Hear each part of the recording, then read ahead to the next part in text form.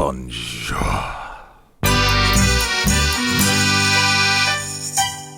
Hello there, folks. So, we have got a couple of games today. The first one is against Lithuania. Lithuania, I'll say today. What I mean is, there's an international break. There's an episode today, which is against Lithuania, and the next episode will be against Scotland. So, get to bring out the accent again. Look forward to the next episode. But focused on this episode too. Lithuania then, 3 points in the group, not having the best of times. We are top of the group. If we can have a little good international break here and do well, all good things should come to us. That's the phrase we're using. So let's look at the squad we're going to use for today's game.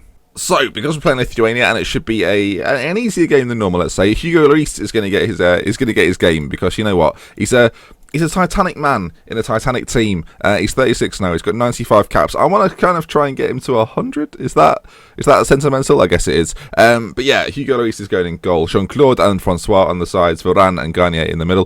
Pogba, who's struggling for a bit of fitness, but I mean, could be a player next to him with Gerrard, Griezmann, Boulay, and Anthony Martial is getting his game for me up top. Look at him there. Oh yes, 27 years old now.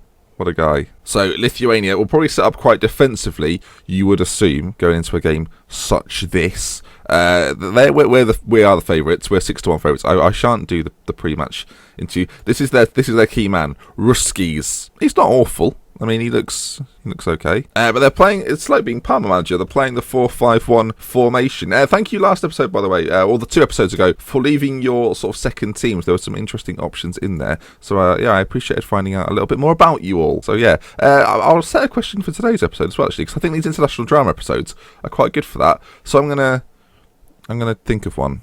Do you know what? We're French manager. So who is your favourite French player of all time? Mine's a little bit obvious and a little bit routine, but mine would be Zidane. Zidane was like a player. I've mentioned it in a few Q&As, actually. He was a player that you just looked at and thought, I wish I could do that. And yeah, so I think in terms of French players, he was always the one that I sort of looked up to. I'm trying to think of a few others. David Trezeguet was always someone that you know he was quite interesting. I don't know. Let me know in the comments section. Maybe it'll be Emre Can. Who knows? But yeah, in the comments, who's your favourite French footballer of all time? I mean, he doesn't have to have played for the national team either. It might be someone that's played for your club side or represented you well at club level. So yeah, let me know. Comment section. Question of the day. Who's your favourite French player ever? Meanwhile, we're half an hour in and nothing has happened. Boom, look at that. Of course, like magic. Martial now. First chance of the... Well, curious effort on goal, wasn't it? Ruskis now for Lithuania. Plays it backwards. Kondogbia strong in the tackle. And Lithuania, they're not doing too badly. For a team that's only had 1 shot so far, we really should have scored, if I'm completely honest. Francois now, making his way down that side. Martial, there it is, front post. It's Monier-esque, we'll say that much. And that's the highest compliment I could pay him. Near post. It's a volley, a header. It's what? Let's see.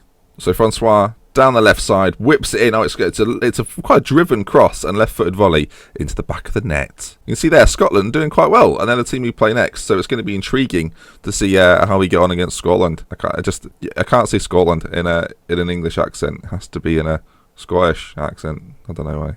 Plenty more where that came from. Next episode. Jean-Claude on the right hand side into Boulay, can't miss from there, and he doesn't. Across the keeper, it's 2. Lithuania, your hopes and dreams of getting to a European Championships is looking less and less likely, whereas ours is looking stronger and stronger by the game. Only 3 games to go after this one, and qualification is looking extraordinarily likely. And you know what? Sort of, it'll be the end of the series. At the end of Parma Drama will be and sort of an international birth with these French boys. So hopefully we can pull something out of the bag in those later stages as Lithuania once again try their best. Pogba fizzes a ball into Boulay, who makes the turn, has a shot. Rubbish. So then at half time, things are looking good. I'm going to get aggressive. I'm going to try and I'm going to say I'm not happy with the performance out there. They love it. Look at that. I took a risk, but you know what? We're only 2-0 up after 17 shots. I want to see some more clinical finishing, so I'm going to make them shoot on sight. Elsewhere, England are winning 5-0, and a man I don't know has got a hat trick.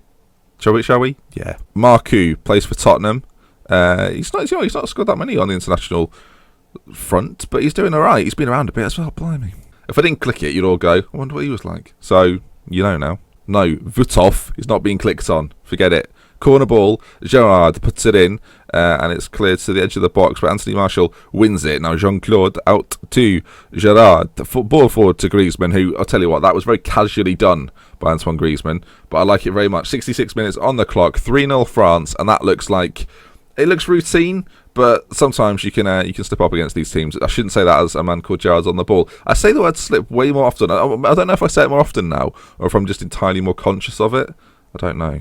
Anyway, 3-0, so jobs are good in. England are now 8-0 up, by the way. Just an update. Oxlade-Chamberlain's got himself a hat-trick. That took way too long to figure out. Anthony Marshall shoots wide. What is he doing? The real question is, can England get to 10? I mean, if you don't know what I'm referring to, it's the results down here.